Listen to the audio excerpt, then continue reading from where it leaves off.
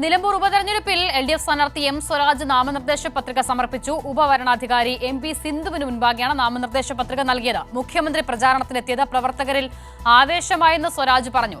നിലമ്പൂരിൽ ഉപതെരഞ്ഞെടുപ്പിനുള്ള നാമനിർദ്ദേശ പത്രിക സമർപ്പണം പൂർത്തിയായിട്ടുണ്ട്. ആകെ എത്ര സ്ഥാനാർത്ഥികൾ? പൊതുവിൽ എങ്ങനെയാണ് തെരഞ്ഞെടുപ്പ് ചിത്രം? അമൽനാഥ് പാടിച്ചാൽ വിവരങ്ങൾ നൽകും. നിലമ്പൂർ ഉപതെരഞ്ഞെടുപ്പ് അതിൻ്റെ ഏറ്റവും ആവേശത്തിലേക്ക് എത്തി നിൽക്കുകയാണ്. ഇന്നാണ് നിലമ്പൂർ ഉപതെരഞ്ഞെടുപ്പിൽ നാമനിർദ്ദേശ പത്രിക സമർപ്പിക്കുവാനുള്ള അവസാന ദിവസം.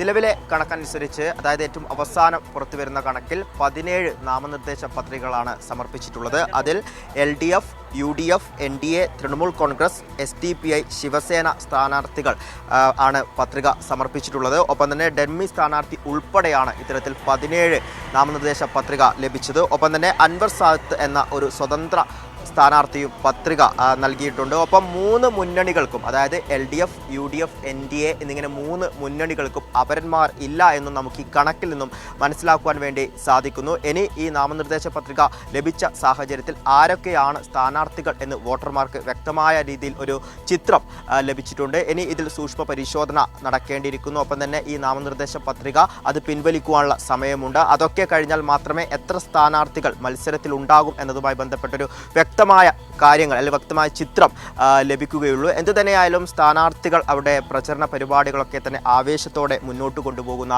ഒരു സാഹചര്യമാണ് നിലവിലുള്ളത്. നിലവിൽ LDFിൻ്റെ സ്ഥാനാർത്ഥിയായിട്ടുള്ള എം സ്വരാജിൻ്റെ ഈ പര്യടനം വലിയ ആവേശത്തിൽ തന്നെ മുന്നോട്ട് പോകുന്നു. ഇന്ന് 20 കേന്ദ്രങ്ങളിലൂടെയാണ് ഇത്തരത്തിൽ ഈ ഒരു സ്ഥാനാർത്ഥി പര്യടനം നടന്നിട്ടുണ്ടായിരുന്നത്. ഓരോ കേന്ദ്രങ്ങൾ എടുത്തു നോക്കുമ്പോഴും വലിയ ഒരു ജനത്തിരക്ക് അല്ലെങ്കിൽ ജനപിന്തുണ തന്നെ കാണുവാൻ വേണ്ടി സാധിച്ചിരുന്നു. ഓരോ കേന്ദ്രങ്ങളിലേക്കും തങ്ങളുടെ സ്ഥാനാർത്ഥിയെ സ്വീകരിക്കുവാൻ വേണ്ടി ജനങ്ങൾ ഒഴുകിയെത്തുന്ന ഒരു സാഹചര്യം തന്നെയായിരുന്നു ഉണ്ടായിരുന്നത്. രാത്രിയിലും അത്തരത്തിൽ തന്നെയായിരുന്നു. ഒപ്പം തന്നെ പ്രതികൂല കാലാവസ്ഥയാണെങ്കിൽ പോലും അതിനെയൊക്കെ അവഗണിച്ചുകൊണ്ട് ജനങ്ങൾ സ്ഥാനാർത്ഥിയെ കാണുവാൻ വേണ്ടി എത്തുന്ന ഒരു സാഹചര്യം തന്നെയാണ്. ആദ്യഘട്ടത്തിൽ UDF ആണ് നിലമ്പൂരിൽ സ്ഥാനാർത്ഥി പ്രഖ്യാപനം നടത്തിയെങ്കിൽ പോലും നിലവിൽ ഇപ്പോൾ LDF സ്ഥാനാർത്ഥി എം സ്വരാജ് ബഹുദൂരം ഈ ലാപ്പിൽ മുന്നിലാണ് എന്ന് തന്നെ പറയേണ്ടിയിരിക്കുന്നു. അത്തരത്തിൽ വളരെ പെട്ടെന്ന് തന്നെ എല്ലാ പ്രവർത്തനങ്ങളും മുന്നോട്ട് പോവുകയും ജനങ്ങളുടെ വലിയ പിന്തുണ ഉറപ്പാക്കാൻ സാധിക്കുകയും ചെയ്തിട്ടുണ്ട്. ഒപ്പം തന്നെ മറ്റ് സ്ഥാനാർത്ഥികളും ഇത്തരത്തിൽ പര്യടനങ്ങളും ആയി മുന്നോട്ട് പോവുകയാണ്. എന്ത് തന്നെയായാലും നിലമ്പൂരിലെ ആ ഒരു തിരഞ്ഞെടുപ്പിൻ്റെ ആവേശം അത് വർദ്ധിച്ചിട്ടുണ്ട് എന്ന് തന്നെ പറയേണ്ടിയിരിക്കുന്നു. രാഷ്ട്രീയപരമായി നോക്കുമ്പോൾ